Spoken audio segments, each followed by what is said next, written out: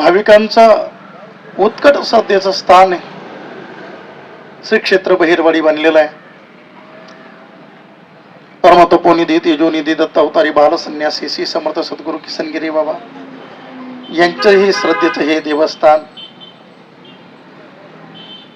उभ्या महाराष्ट्राचं श्रद्धास्थान म्हणलेले राष्ट्रसंत साधुवर्य गुरुवर्य परमंदने परमपूजनीय प्रातस्मरणीय ऋषितुल्य जीवन असणारे मर्यादा पुरुषोत्तम जीवन असणारे शांती ब्रह्म सद्गुरू देवगरचे बाबा बाबाजींचं हे श्रद्धेचं स्थान, साधूच्या श्रद्धेचं हे स्थान म्हणलेलं आहे. भाविकांच्या श्रद्धेचे स्थान म्हणलेलं आहे.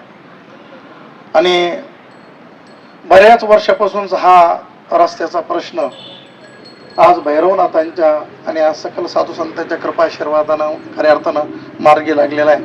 भैरवनाथाचा महिमा अलग आहे. जागृत देवस्थान आहे. भक्ताला त्याची अनुभूती येते. या कामाच्या माध्यमातून आपण भैरवनाथांची सेवा करणार आहात. भैरवनाथांच्या भक्तांवर कृपा आहे आणि या रस्त्यानं हजारो लाखो भक्त भैरवनाथाच्या दर्शनाला जातात. रस्ता हा फार महत्वाचा विषय बनलेला आहे.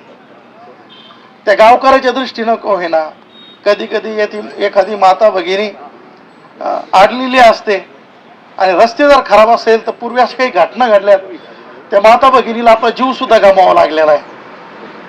आणि म्हणून रस्ते फार महत्वाचा विषय. रस्त्याकरता सगळ्यांनी सहकार्य करायचंय आणि आपण ते सहकार्य केलंय.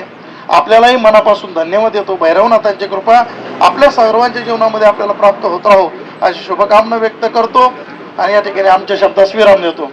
जय श्रीराम.